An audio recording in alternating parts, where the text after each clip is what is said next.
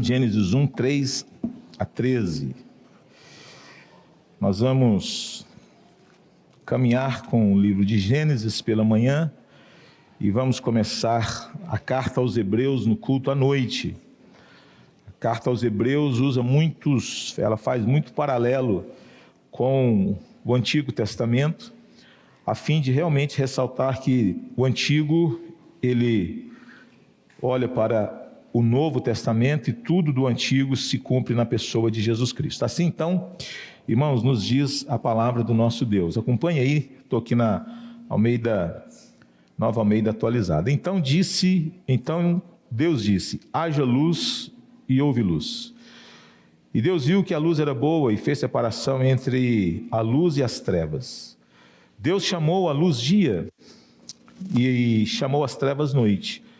Houve tarde e manhã no primeiro dia. E Deus disse, haja um firmamento no meio das águas e separação entre águas e águas. E Deus fez o firmamento e a separação entre as águas debaixo do firmamento e as águas acima do firmamento, e assim aconteceu. E Deus chamou o firmamento céus. Houve tarde e manhã o segundo dia. E Deus disse, ajuntem-se as águas debaixo dos céus num só lugar e apareça a porção seca, e assim aconteceu. Deus chamou a porção seca terra, e ao ajuntamento de águas chamou mares, e Deus viu que isso era bom, e Deus disse, que a terra produza relva, ervas que deem semente, árvores frutíferas que deem fruto, segundo a sua espécie, cuja semente esteja no fruto sobre a terra. E assim aconteceu. E a terra produziu relva, ervas que davam semente, segundo a sua espécie, e árvores que davam fruto, cuja semente estava nele, conforme a sua espécie. E Deus viu que isso era bom. Houve tarde e manhã no terceiro dia. Deus amado, tem misericórdia de nós. Te rendemos graças, ó Deus, por tudo que já aqui o fizemos hoje. Te rendemos graças, ó Deus, pelas orações, intercessões, ações de graças, contribuições, os hinos cantados, ó Deus. Muito obrigado. Louvado seja o nome do Senhor. Muito obrigado, meu Deus, pela vida de cada um que aqui veio. Obrigado, Senhor Deus, pela vida daqueles que estão conosco aí, têm estado sempre conosco na internet. Nós te rendemos graças. Fala aos nossos corações, instrua-nos, ó Deus. Nós clamamos-te por isso. Trabalha nas nossas vidas, transforma as nossas vidas para a tua honra e glória. Assim oramos no nome de Jesus. Amém e amém. Bem, irmãos, nós, na primeira vez que começamos essa carta, demos assim um apanhado, eu diria, né? Parece que está com uma pequena microfoniazinha assim, bem pequena, mas eu acho que não atrapalha não. Então, dando um pano de fundo, falando a respeito de quem escreveu o Pentateuco, que falamos que foi Moisés, as circunstâncias em que ele escreveu o Pentateuco, que foi em momentos que antecedeu a entrada do povo de Israel na terra prometida. O povo está próximo a Jericó, os momentos são finais, e ali então nós temos o último livro do Pentateuco, que é o livro de Deuteronômio, que é a repetição da lei, ou, como alguns dizem, a segunda lei. Ali é feito ao povo algumas orientações, é dado ao povo algumas instruções a respeito dos deveres, a respeito do que eles deveriam fazer. O povo havia saído do Egito e por ali permaneceram por 400 anos. Nós olhamos assim às vezes a história da igreja e já achamos que o povo já saiu do Egito, todo mundo crente, todo mundo temente a Deus, todo mundo com a mentalidade assim já bem formatada, bem definida, todo mundo assim com aquele entendimento quem era o Yahvé. Nada disso, irmãos. O povo sai, é um povo idólatra, é um povo que ficou 400 anos aprendendo, vendo e absorvendo a cultura do Egito, não é? E eles saíram dali com entendimentos os mais diversos. A cultura egípcia era uma cultura politeísta, era uma cultura de uma variedade enorme de divindades. Então a visão desse povo precisava ser reorientada, eles precisavam ser reconduzidos, eles precisavam mudar a maneira deles pensarem. Por isso que nós temos todo um propósito muito doutrinário, muito teológico, quando o livro de Gênesis vai mostrar a respeito quem é que criou todas as coisas e por que ele fez todas as coisas, porque o objetivo é mostrar exatamente a respeito de quem Deus é, do que esse Deus é capaz de fazer e estabelecer não apenas uma comparação, mas estabelecer um contraste muito grande. Porque imagina você vivendo numa cultura politeísta, de vários deuses, de várias divindades, não é? Se acredita em uma variedade enorme de deuses. O sol é Deus, a lua é Deus, o Nilo, que era o rio, era Deus, o faraó era uma divindade, era uma infinidade de divindades que existia no Egito. Não só no Egito, mas as culturas das civilizações daqueles dias, os assírios, os sumérios, os babilônios, eles eram dotados de uma visão altamente politeísta, de uma variedade enorme de divindades. Em meio a essa pluralidade, a pergunta é: quem é que está falando a verdade? Se alguém pergunta para você assim: você é crente? Eu sou crente. Mas em qual Deus você acredita? Fala assim: eu acredito no Deus de Isaac, no Deus de Abraão, no Deus de Isaac, no Deus de Jacó. Mas quem é que te diz que esse Deus é verdadeiro? Quem é que te diz que esse Deus não é o Alá dos muçulmanos? Quem é que te diz que esse Deus não é qualquer uma outra divindade de qualquer uma outra religião? Como é que você vai provar que o seu Deus é verdadeiro? Como é que você vai provar que esse Deus está falando a verdade? Como é que você vai fundamentar a sua fé a respeito de mais um Deus dentre os muitos que existem? A terra é Deus. E até hoje tem gente que diz: a mãe, natureza. Não é? Não derruba uma árvore, mas mata uma criança. Não judiam de um animal, mas pode abortar à vontade. Vivemos numa cultura politeísta, vivemos numa cultura de várias cosmovisões, de entendimentos diversificados, de pessoas que, embora eles professem algo, mas nem sempre eles se dão conta de que determinados valores que eles absorvem os colocam em rota de colisão com aquela fé que eles professam crer. Então eu sou crente no Senhor Jesus, mas eu não tenho nenhum problema com aborto. Eu sou crente no Senhor Jesus, mas eu não tenho problema nenhum com a poligamia. Eu sou crente no Senhor Jesus, mas eu não tenho nenhum problema com adultério. Eu sou crente no Senhor Jesus, mas eu creio que... sabe como é que é, né? Ou seja, isso é incompatível, e Gênesis é escrito, dentre outras coisas, para dizer para o povo: não é assim. Não existe vários deuses. Os vários que existem foram criados, inventados. E o Deus de Israel? E o Deus de Israel seria mais uma dentre as várias, mais um dentre os vários que existiam na mitologia? E aqui então, irmãos, o capítulo 1, ele está sendo construído, conduzido, não com base numa perspectiva científica, mas teológica.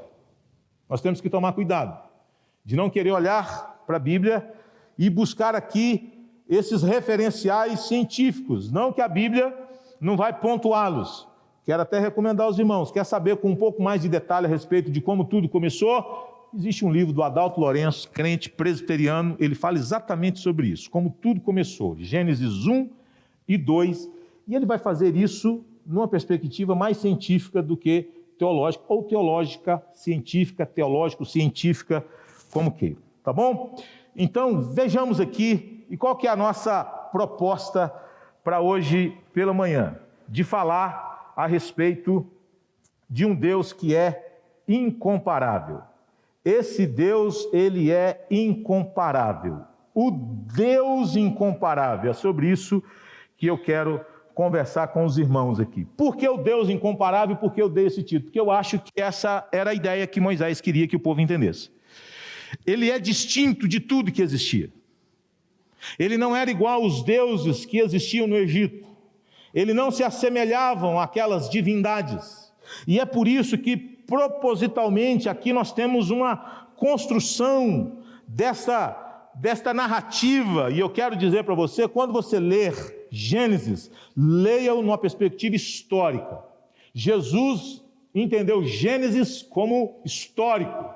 Quando foi falado ou perguntado a ele a respeito de marido e mulher, ele diz: vocês não lembram que o Criador os fez marido e mulher? E que desde o princípio assim os estabeleceu? Então aqui nós temos este fundamento, esta narrativa histórica, e Gênesis deve ser lido nessa perspectiva. O que é que o texto, então, irmãos, tem a nos ensinar a respeito desse Deus incomparável, que não era igual aos deuses que os egípcios entendiam, que o povo de Israel estava entendendo? Ele é diferente mesmo? Onde está a sua distinção? Gênesis vai nos mostrar que esse Deus ele é incomparável. E por quê? Verso 3 a 5, irmãos, nós temos aqui não apenas o Deus que é criador de todas as coisas, nós temos aqui o Deus que é o organizador de todas as coisas. Veja vocês que o texto diz assim: então disse Deus, haja luz, e houve luz, não é? E Deus viu que a luz era boa e fez separação entre luz e trevas. Deus chamou a luz dia e chamou as trevas noite. Houve tarde e manhã o primeiro dia. É interessante a gente observar isso, porque o que está sendo dito aqui não é que o sol foi criado no primeiro dia, porque o sol foi criado no quarto dia. Agora, há uma intencionalidade, por isso que nós devemos, ao ler as Escrituras, entender que cada palavra, cada estrutura, ela foi colocada e foi escrita com um propósito, com uma finalidade, a fim de comunicar uma mensagem.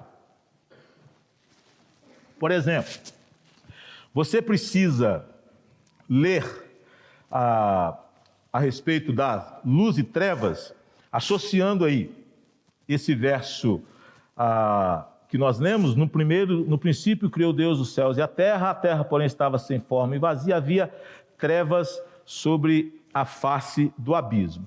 Então você tem luz e trevas no verso 1, e você tem depois, no verso de número 4, Deus viu que a luz era boa e assim fez separação entre luz e as trevas. Depois você tem mares e céu, e aí você tem uma explicação a respeito dos peixes e das aves. Depois o texto vai falar sobre a terra que é fértil e vai assim apresentar esses seres terrestres, incluindo aqui o ser humano, o homem e a mulher que Deus havia criado. Então, o texto vai mostrar como que o Senhor vai ordenando, como que o Senhor vai organizando, como que o Senhor vai estabelecendo os mecanismos com os quais o povo deveria olhar para esta narrativa e entender o propósito de tudo isso. Porque quando o texto diz que o Senhor disse haja luz e houve luz, não está falando da criação do sol, porque esses luzeiros ainda não apareceram, conforme eu disse, vai acontecer no quarto dia da semana, mas nós temos aqui como se fosse uma espécie da criação do tempo. Essa distinção daquilo que é dia e a distinção daquilo que é noite, para que fique muito claro esta cronologia, porque Deus, Ele é eterno. Deus é eterno. O que é a eternidade?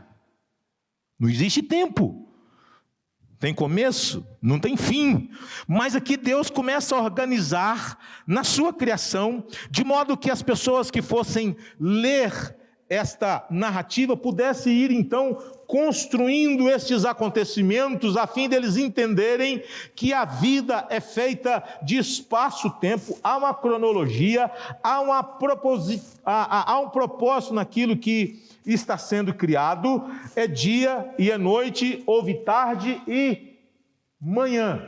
Para o povo judeu, tarde e manhã. O dia começa depois das 6. É um novo dia que se inicia, não é? É uma nova trajetória, é uma nova jornada. Deus então começa a fazer separação, luz e trevas. As coisas começam a ficar organizadas, começam a ficar separadas, e Ele vai colocando cada coisa no seu devido lugar e para um propósito muito bem específico, muito bem definido, conforme a gente pode ir vendo a partir desse verso de número 3. Deus, a partir daqui, começa a ordenar, começa a organizar a sua criação. Ele está aqui nessa terra que era vazia e sem forma, ela começa a ficar toda ajustada, toda organizada, toda preparada para produzir aquilo que dela se espera, Por isso que depois do verso de número 12, nós temos aqui que Deus não vai criar agora a partir do nada. A terra vai produzir a partir do que existe. Vegetação. Preparando para o ápice, o surgimento do homem nesse cenário. Então Deus vai preparando esse ambiente nessa terra vazia, nessa terra que precisa ser preenchida por criaturas e por seres viventes. E é interessante, irmãos, a gente perceber que não é a partir do mar que a vida surge, não é a partir da terra que a vida surge, por isso que terra e mar aqui não vem em primeiro lugar. Porque na cultura egípcia, terra e mar, na mitologia deles, eram os deuses que faziam surgir vida a partir dessas coisas. E a Bíblia então vai dizer que esse Deus, ele não criou a partir de algo que existia, esse Deus, ele trouxe à existência o que na existência não existia. Ele traz do nada. Diferentemente do entendimento que se tinha das divindades, naquela cultura pagã, que entendia que os deuses eram oriundos da natureza, destes fenômenos, da terra, do mar. O Tiamat, por exemplo, da época qual que era aquele desenho? Caverna do Dragão. Tinha o Tiamat, né? O Tiamat. Então, a gente vai percebendo que as coisas vão sendo organizadas, que as coisas vão sendo criadas. E é importante de você perceber algo. Por exemplo, vamos ver no verso 3, que nós lemos, né? E disse Deus, haja luz e houve luz. Falou do sol aqui? Falou da lua? Não falou. Olha o verso 5. Deus chamou a luz dia e chamou as trevas noite. Houve tarde e manhã no primeiro dia. Por que que isso aconteceu? Por que que não foi mencionado nem o nome do sol, nem o nome da lua, que vai aparecer depois, que é os grandes luzeiros, um para governar o dia e outro para governar a noite? Por que que este luzeiro aqui, né? Deus colocou a criação do sol e da lua e das estrelas no quarto dia? Por que que ele não colocou no primeiro dia? Por que que colocou intencionalmente no quarto dia? Presta atenção no que o autor, que é o Espírito Santo de Deus, através de Moisés, estava querendo transmitir às pessoas. Então você tem uma narrativa a respeito de como tudo está acontecendo. Nós temos o surgimento de todas as coisas. Lembrando, quem que estaria lendo esse material? O povo que saiu de uma civilização pagã, de uma civilização com várias divindades, que eles entendiam que haviam deuses para tudo que é coisa, e que esses deuses criou as coisas, e que o sol e a lua eram criadores. Eles eram criadores, eles eram divindades, eles eram vistos como Deus naquela cultura. E aqui então Deus está dizendo, vamos lá, eu estou criando todas as coisas. E onde é que esse sol vai aparecer? Ele aparece exatamente neste meio, ele não aparece no começo por um propósito muito claro de Deus. E o que a Bíblia está ensinando? Deus estava dizendo a Israel que esses deuses pagãos, vistos por eles, entendidos como deuses poderosos, como o sol, a lua e as estrelas, né? Até hoje a gente acha que as estrelas, elas podem conspirar contra nós. Os cavaleiros do zodíaco, você que fica lendo o seu horóscopo, você que diz, eu sou do signo tal, em nome de Jesus, irmão, está amarrado esse trem. Não sai de casa sem ver a previsão da mãe, não sei das quantas lá. Aí você diz assim, pastor, será que tem crente? Irmãos, eu não duvido não, porque crente acredita em tudo. Pensa num povo crédulo, é o povo crente. Nós somos crédulos demais. Né? E a gente acha que tem assim os satélites, os planetas, aí vamos jogar tarô, vamos jogar búzios, vamos mesa branca, vamos aguentar o frango, vamos colocar não sei o que lá na esquina. Irmãos, o povo sai do Egito pensando nessas coisas, assim, a grosso modo, né? Essa confusão espiritual. Eu sou crente, mas eu acredito que a água em cima da geladeira dá resultado. Eu sou crente, mas eu acredito que sal grosso pode ser bênção. Eu acredito, mas que aquelas plantas poderosas que a gente, né? A espada, o arruda, Esse troço horrível, a tal da arruda. O cara casa, joga arroz, joga não sei o que de arruda, coloca, faz espantar não sei o que. Nós somos assim. Nós gostamos dessas coisas, nós somos místicos. O povo sai do Egito, irmãos, acreditando numa infinidade de coisas, não muito diferente de eu e você. É o chinelo que fica virado para cima, você vai lá e desvira, porque que troço, sei eu, hein? Sei lá, rapaz. Sei lá. Vai saber se é estranho. Você vê uma escada, eu passar debaixo da escada, você está doido? Você vê o gato preso que está amarrado em nome de Jesus? Irmãos, o povo sai do Egito com essas ideias. O sol, a vaca lá na Índia, não toca que é Deus. Não come a carne, nossa, não pode, é divindade. Olha para você ver, isso não está longe de nós não. Nós temos essas ideias treslocadas, estranhas, esquisitas. E aqui Deus está dizendo para o povo, vocês que estão saindo do Egito, que aprenderam que o sol é Deus, que a estrela é Deus. E tem até uma música que diz, o nosso destino está traçado nas... Santo Deus. Vocês conhecem a música, ó?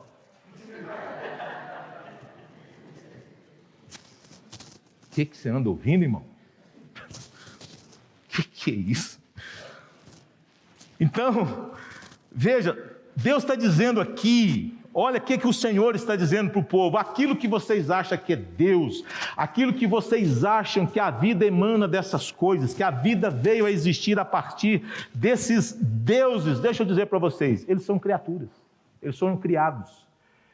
Eles não trouxeram nada à existência, eles não são diferentes de tudo que foi criado, eles não são distintos de nada do que foi criado. Deus coloca aquilo que era considerado como Deus, Deus o coloca em pé de igualdade com toda a criação.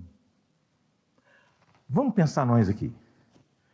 O cara veio lá daquela igreja, porque tem, né?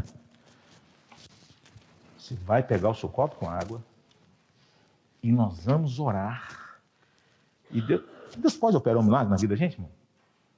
Com água, sem água, com sal, sem sal, com carne, sem carne, comendo arroz, feijão, salada. Deus pode. O problema é o fetiche. O problema é o misticismo. Esse é o problema nosso. Esse era o problema do povo. O sol é Deus, a lua é Deus, as estrelas é Deus, essa cultura politeísta, essa cultura animista, essa cultura misturada, miscigenada. Eles ficaram 400 anos, irmãos, vendo o povo cultuar essas coisas, vendo o povo fazer jornadas e cerimônias, 400 anos. São 10 gerações de pessoas que nasceram naquela cultura. As pessoas só viram aquilo na vida. As pessoas nunca tinham ouvido falar de um Deus diferente. As pessoas nunca lhes foram apresentado um Deus diferente. Era o que elas conheciam. Por isso que nós falamos no primeiro dia que Deus aqui, Ele não se explica quem Ele é apresentado. Eu estou apresentando para vocês o verdadeiro, o distinto de tudo. O inigualável, o incomparável, o grande eu sou, o Criador de tudo e de todas as coisas, e nele vocês precisam confiar. O sol não é Deus, a lua não é Deus, as estrelas não são Deus, eles são criaturas de Deus, da mesma maneira que os peixes, que as aves, que criaturas inanimadas. Eles estão em pé de igualdade com o restante da criação, não há por que temê-los. Olha isso, gente. Isso é sensacional, irmãos. Deus pega a gente com todas as nossas crenças, com todos os nossos achismos. É um filho que vem com algumas dificuldades, a gente começa a pensar, que pecado eu cometi lá atrás? Que Deus talvez eu tenha aborrecido lá atrás? O que eu fiz para que agora eu fosse punido com essa coisa? Nós temos isso, irmãos. Nós carregamos essas coisas com nós. O que eu fiz na outra vida? O que eu fiz na outra encarnação? Para quem é espírita. E aí o cara passa a vida inteira tentando fazer alguma coisa, porque na perspectiva dele, ele quer vir numa outra vida, numa condição melhor. E para vir numa outra vida, numa outra encarnação, numa condição melhor, ele tem que ser o melhor aqui hoje. Então o cara faz ação social, o cara ajuda as pessoas, mas a motivação por trás daquilo é que ele está pensando lá, não é porque ele te ama, não, ele se ama. Ele está pensando assim, eu estou te fazendo bem porque quando eu for me reencarnar na outra vida, eu não quero ser um cachorro vira-lata, eu quero ser o cachorro de madame. Que tem plano de saúde, que tem comida de qualidade, que escova dente todo dia, que dorme fresquinho, que não passa frio, nada. Então eu quero ser o cachorro de madame na outra encarnação. Chega de ser cão vira-lata. É quase que isso. E a gente acha que essas pessoas amam o próximo. Não amam o próximo. O que está por trás dessas coisas é amor próprio.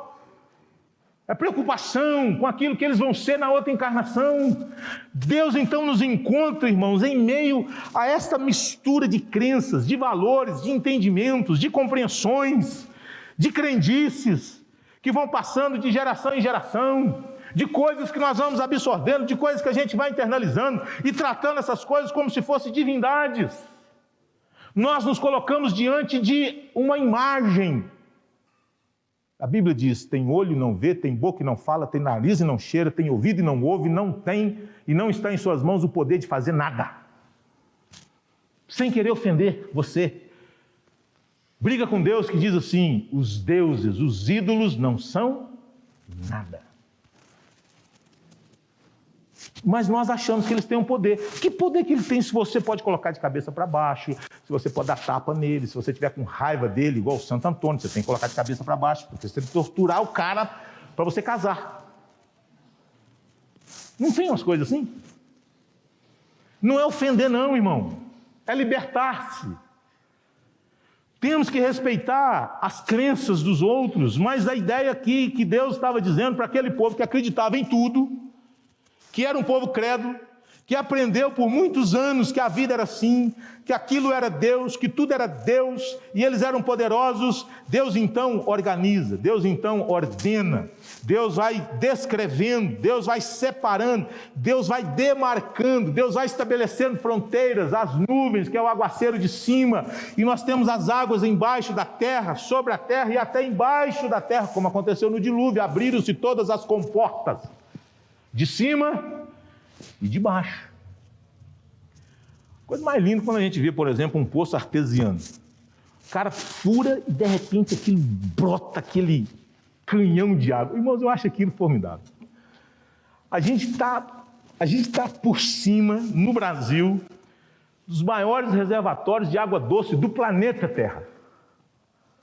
Isso é lindo demais. Está passando aqui debaixo. Está aqui debaixo dos nossos pés. Você fura e a água jorra. Deus fazendo essas separações, Deus separando o continente, dando a ideia aqui, você pode até ver que está no singular mesmo, né? O continente, e a ciência vai dizer que houve um tempo que estava tudo unido, era um continente só, não eram 5 como nós temos hoje, né? Era tudo um só. Gênesis explica isso. Gênesis não está preocupado se a terra é jovem, se a terra é antiga, e aqui ele vai falar a respeito de coisas maravilhosas, como por exemplo, que Deus vai criando tudo isso e cada um segundo a sua espécie. Você não encontra explicação científica para melancia que vai evoluir e vai virar tomate. Você encontra isso aí? Você pode encontrar vários tipos de melancia. Vários tipos de melancia, vários tipos de manga. A essência é uma só, a espécie é uma só. As adaptações, elas vão acontecer. Esse processo evolutivo acontece. Não existe só um tipo de tomate. Não tem? Você está lá, tem tomate italiano, tem tomate não sei o quê, tem tomate, né? Tem o mais docinho, tem o mais cítrico e tal. Manga. Eu amo a tal da Palmer. Pensa uma tentação para a minha vida. Eu como com a casca. O Miguel olha para mim e fica assustado. Que isso, pai? Eu falei assim, não, minha filha, essa casca aqui ela tá uma tentação. Eu como com a casca. Né? O cara é bruto, irmão, da roça. Manga, você vai ficar descascando. O cara pega uma maçã, fica descascando a maçã. Pega a uva, descasca a uva. Para com isso, gente. Isso complica a vida. Mas veja aqui, cada um segundo a sua espécie. Por que o homem não pode ter vindo do macaco? Macaco é uma espécie, o ser humano é outro. São coisas distintas, irmão.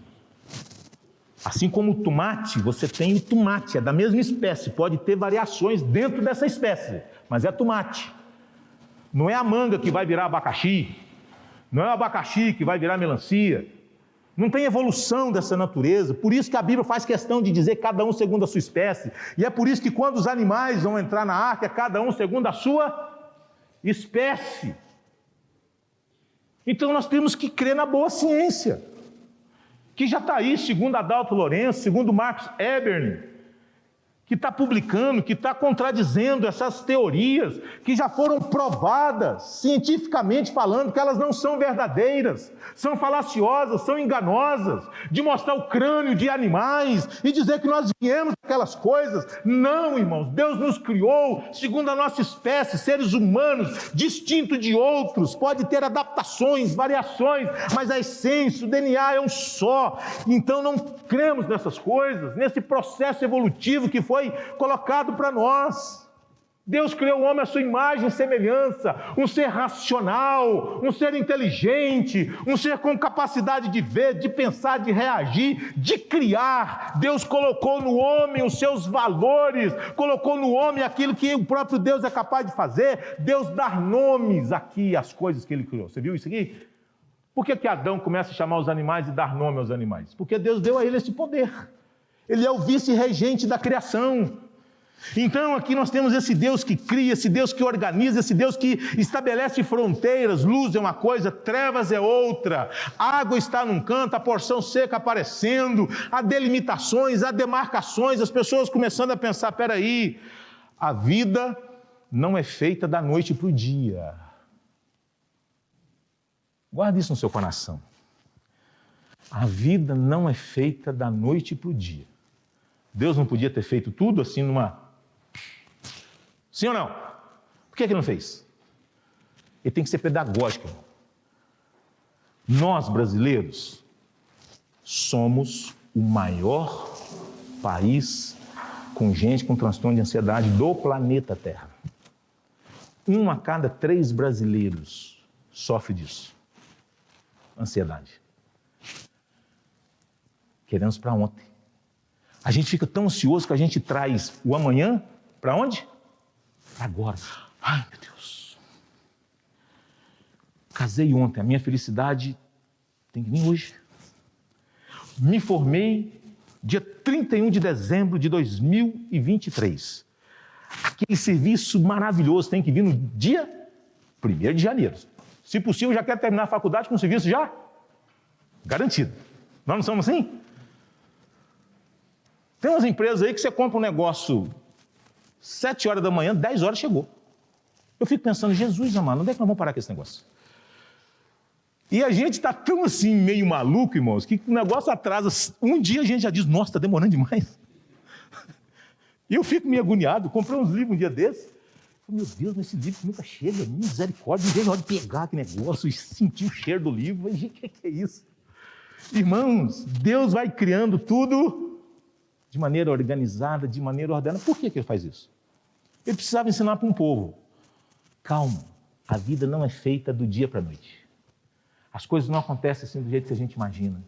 Deus vai criando em cada dia, definitiva, de maneira bem definida, organizada, para que haja o ápice no 7º dia da semana, que é o dia de santificação, que é o dia de adoração.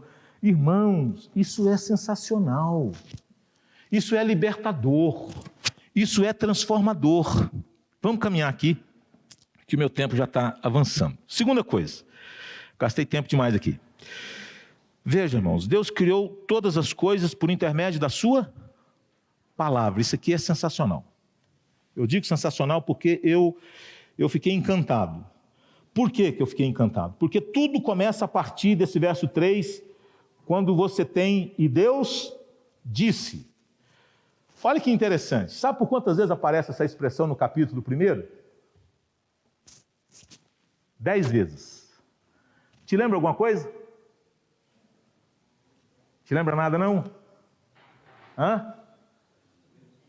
Os 10 mandamentos, irmãos. 10 mandamentos. Olha que coisa interessante. Nós temos essa repetição, né? Falamos da separação do dia das trevas, falando de que nada, a partir desse verso, pode resistir à vontade de Deus. Deus diz e a coisa é feita, a coisa acontece. E é interessante porque trevas na Bíblia, irmãos, tanto no Antigo quanto no Novo Testamento, está associada a terror, a dor, a desesperança, a morte e o mal. Por isso que a gente tem medo do escuro, porque isso traz assim algo ruim para nós. A possibilidade, você não ver as coisas com clareza, você não ter discernimento, onde você está pegando, onde você está andando.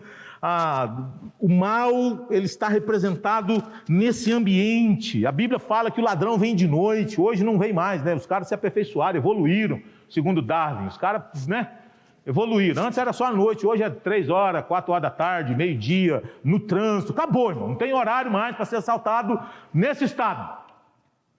Não tem. O cara para no semáforo, eu vi um negócio um dia desse que eu fiquei assustado. O cara andando de moto na Marginal Pinheiros, o celular do cara, assim, na moto. O cara encostou a moto do lado, a 90 por hora, e pegou o celular do cara.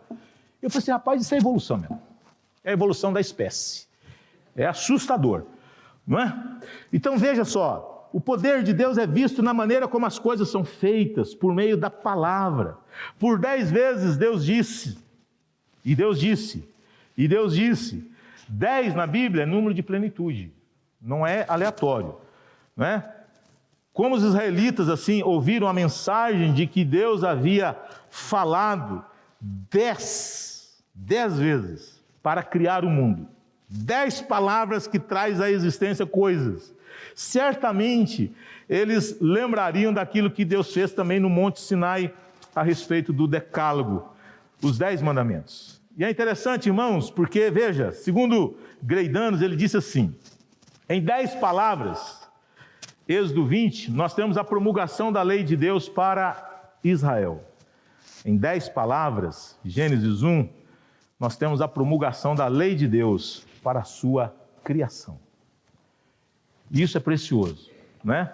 Como os israelitas teriam ouvido esse relato de uma pessoa que fala e tudo acontece? Esse Deus chega e diz, haja luz, e houve luz. E assim se fez. Como que aquele povo haveria de ver esse relatório, né? Deus sendo retratado aqui como o Rei do Universo, como Todo-Poderoso, como o Criador de todas as coisas, como Deus incomparável, como Deus majestoso, essa distinção manhã e tarde, de modo que esse primeiro dia não é marcado pelo sol, pela lua e pelas estrelas, porque eles vão aparecer mais adiante a fim de deixar claro que sol, lua e estrela não cria nada, eles foram criados, eles não são distintos do restante da criação, são tudo criatura de Deus, são tudo criação de Deus.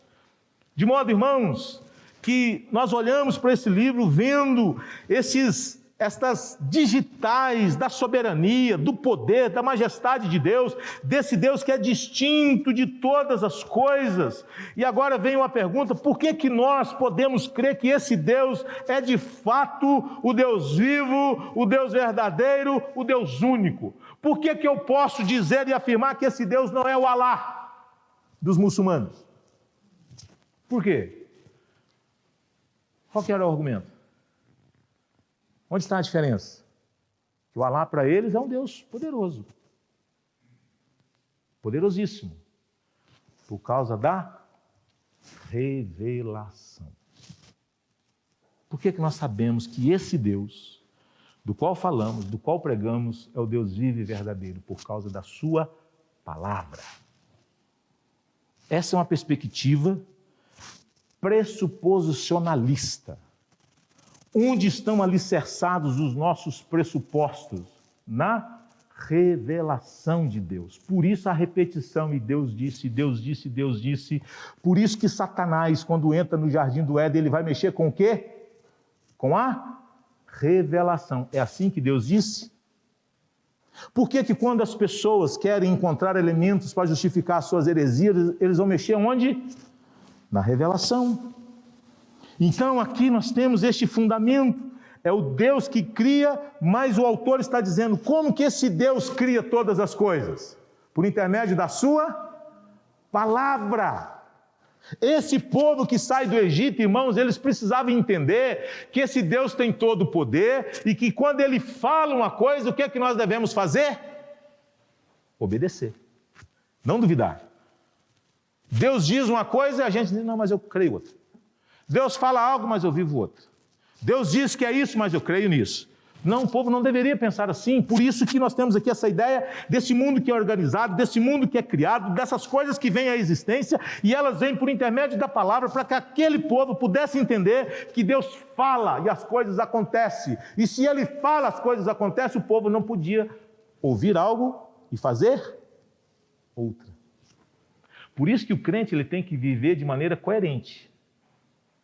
Por isso que o crente não pode, eu creio na Bíblia, mas aí a gente quase tem que perguntar, mas que Bíblia? Porque está tendo várias aí também, né? Que Bíblia?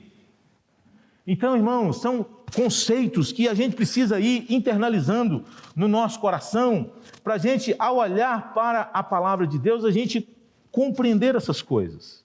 E eu quero terminar aqui com a terceira coisa. Veja que todas as coisas, elas foram criadas, ou que todas as coisas criadas por Deus, elas são o que aos olhos de Deus? Elas são boas. Eu queria que você guardasse essas três coisas, né? Primeira delas, que Deus não é apenas o criador de todas as coisas, Ele é também o organizador de todas as coisas. Deus criou todas as coisas e Ele a criou por meio da sua palavra. Terceira coisa, que todas as coisas criadas por Deus, elas são boas aos olhos de Deus. Sabe por que eu pensei muito nisso? Há uma repetição aqui por 6 vezes, e viu Deus que aquilo que foi feito era bom. Porque nós temos a tendência de achar que não é tão bom assim. Nós parece que às vezes nós não gostamos da criação de Deus. Vem o frio, a gente reclama do frio. Vem o calor, um dia desse, 30 não sei quantos graus, aí, nossa Deus, aí pronto, a gente já começou a blasfemar contra Deus. Vem chuva, a gente diz, nossa, mas está chovendo, está ruim demais. Não é? E a gente parece que nunca está contente com aquilo que é criado. A gente chega na segunda-feira no trabalho, já reclamando. Ah, meu Deus, segunda-feira. A segunda é do diabo, não tem jeito não.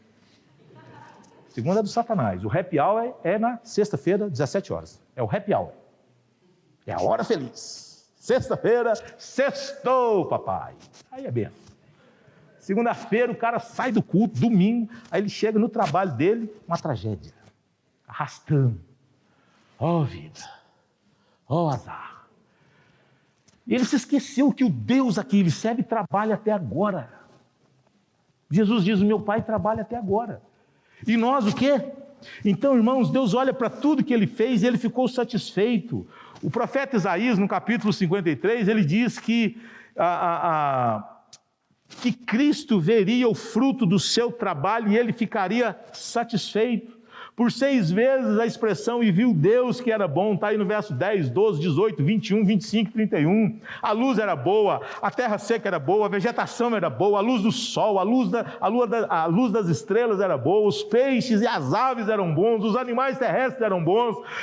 O homem depois vai ser o ápice, por 7 vezes Deus diz, e eis que tudo era muito bom.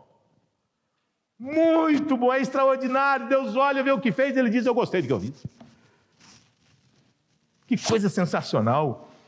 Que coisa linda, irmãos. Deus vê tudo que fez e Ele diz, é muito bom.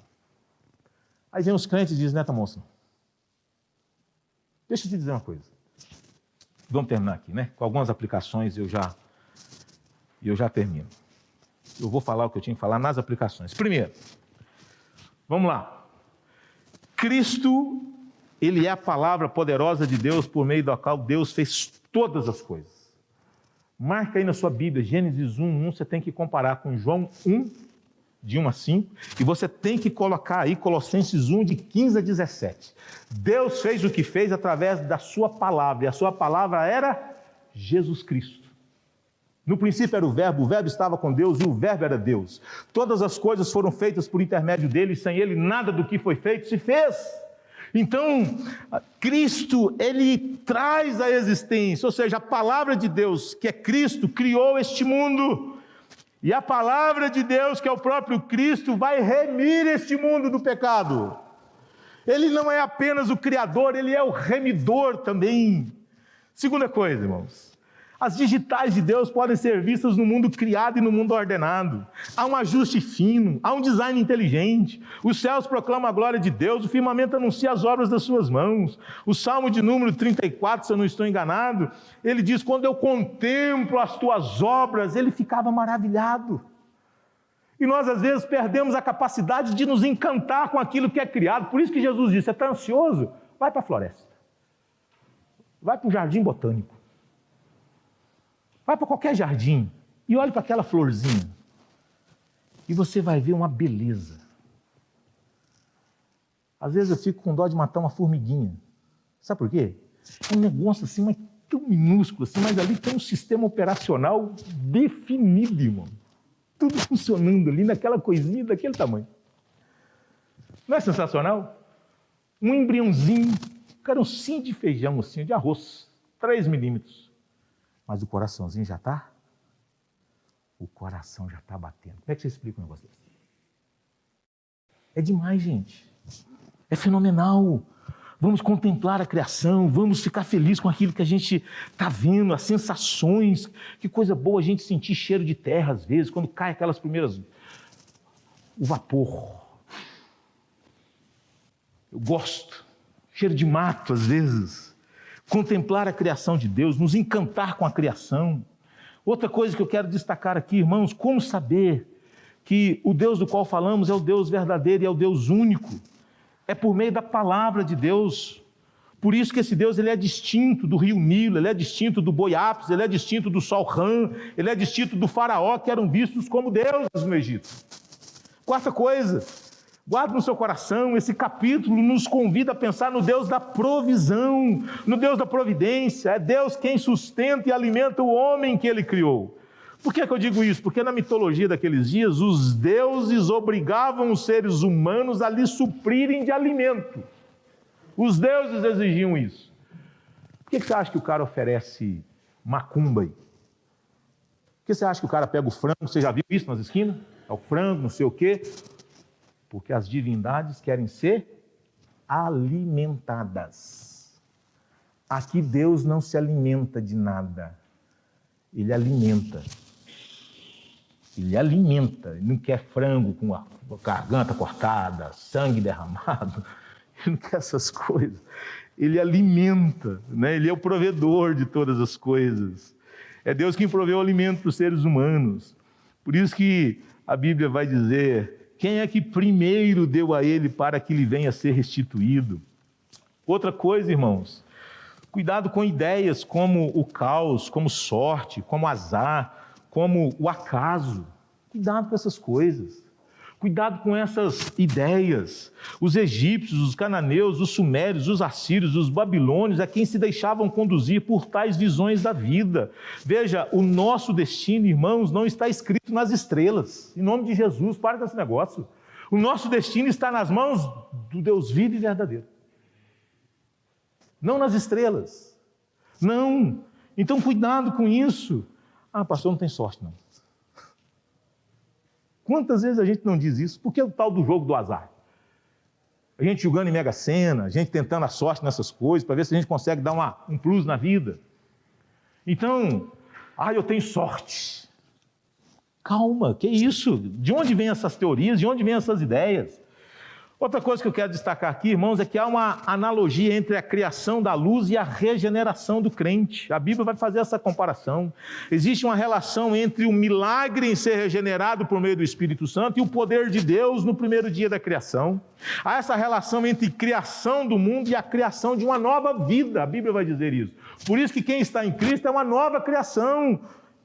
Termino agora dizendo que tudo que Deus criou é bom. Você pode ler isso em 1 Timóteo 4,4. Tudo que Deus criou é bom. O Salmo 8, falei o 34? Não, é o Salmo 8 que fala sobre a nossa reação diante das obras de Deus. E eu quero terminar com este verso, Marcos 7,37. Mas antes do Salmo 8, e aí a gente vai para Marcos 7,37. O Salmo 8, ele vai dizer assim, e aqui eu termino. Salmo de número 8.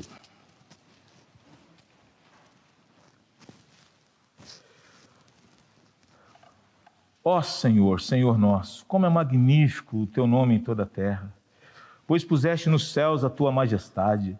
Da boca de pequeninos e crianças de peito suscitaste força, por causa dos teus adversários, para fazeres emudecer o inimigo e o vingador.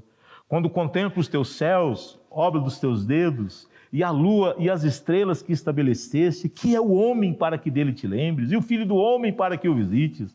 Fizeste, no entanto, por um pouco menor do que Deus, de glória e honra o coroaste. Deste-lhe domínio sobre as obras da tua mão, e sobre os seus pés tudo lhe puseste. Ovelhas e bois, todos, e também os animais do campo, as aves do céu, os peixes do mar, e tudo que percorre as veredas dos mares. Ó Senhor, Senhor nosso, como é magnífico o teu nome em toda a terra. Aí vem o Filho de Deus, que é Jesus Cristo. E o Espírito Santo diz, lá no princípio de Gênesis, Deus olhou e ele diz, e eis que tudo era muito bom. Marcos 7,37, você tem que colocar na sua Bíblia isso aí, vai dizer assim. Marcos 7,37. E vamos colocar de pé e vamos ler. E vamos orar com a bênção. Diz assim, ó, tudo ele tem feito muito bem. Não só faz os surdos ouvirem, mas também os mudos falarem. Marcos não colocou isso aqui à toa, porque era o próprio Cristo que estava lá no começo de todas as coisas, fazendo todas as coisas e fazendo bem feita. E aqui então nós temos o Cristo, o Filho de Deus. E a Bíblia vai dizer que tudo ele tem feito muito bem. Deixa eu te dizer uma coisa, você não é uma criatura qualquer. Você não é uma criatura qualquer. Nós não somos criaturas qualquer.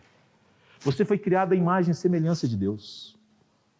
Você não tem que viver com base naquilo que os outros dizem a seu respeito. Os padrões de beleza que são impostos pela sociedade, que faz com que a gente não aceite aquilo que nós somos. Não estou querendo dizer que você não tem que se cuidar, que você não tem que, enfim, fazer aquilo que for bom, que for benéfico, que possa acrescentar coisas à sua vida, que você não pode olhar no espelho e dizer que tragédia. Não. Não. Porque Deus vai criar o homem e vai dizer, é muito bom.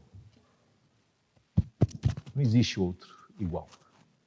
Só existe um Edinaldo no mundo. Isso é sensacional, irmão. É belo demais, maravilhoso demais, é glorioso demais. Nós somos convidados a pensar nesses feitos de Deus na nossa vida, na criação, na recriação, naquilo que nós somos, a louvá-lo pela maneira como Ele nos fez. Senhor, muito obrigado porque o Senhor é bom e a sua misericórdia dura para sempre.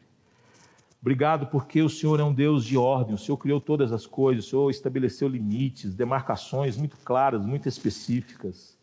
Podemos andar por terra, podemos pegar aviões, podemos andar de navio, sabemos onde que está o mar, sabemos onde que a terra está, sabemos, ó Deus, que pode vir chuva sobre a terra, porque o Senhor fez essas separações. Que coisa extraordinária, por mais que a gente explique isso cientificamente falando, e a ciência vai nos ajudar, nos encantar ainda mais com aquilo que o Senhor fez. Nós te louvamos, ó Deus, nós te bendizemos por essa criação, por essa organização. Nós te louvamos, ó Deus, porque o Senhor fez todas as coisas e fez segundo a Tua palavra. E a Tua palavra precisa ser tratada por nós como verdade, como palavra do Senhor, autoritativa, infalível, inspirada e inerrante. Louvamos o Teu nome, ó Deus, porque o Senhor não apenas criou todas as coisas e ficou insatisfeito, aborrecido com aquilo que o Senhor tinha feito. O Senhor gostou do que fez e nós precisamos também contemplar as obras das Tuas mãos e nos encantar de novo com aquilo que foi criado e nos maravilharmos novamente com aquilo que foi feito, Senhor. Tira do nosso coração todo descontentamento, tira do nosso coração toda insatisfação, tira do nosso coração a falta de gratidão, tira do nosso coração a falta de adoração, tira do nosso coração, Senhor Deus, desvenda os nossos olhos para que possamos contemplar as maravilhas do Senhor, esse Deus grandioso, glorioso, majestoso, que tudo que fez, fez bem. Louvado seja o nome do Senhor. Queridos irmãos, que a graça maravilhosa do nosso Senhor e Salvador Jesus Cristo, que o eterno amor de Deus o Pai, as doces e eternas consolações do Espírito Santo de Deus seja com todos vocês, com toda a igreja de Jesus, hoje e sempre. Amém e amém.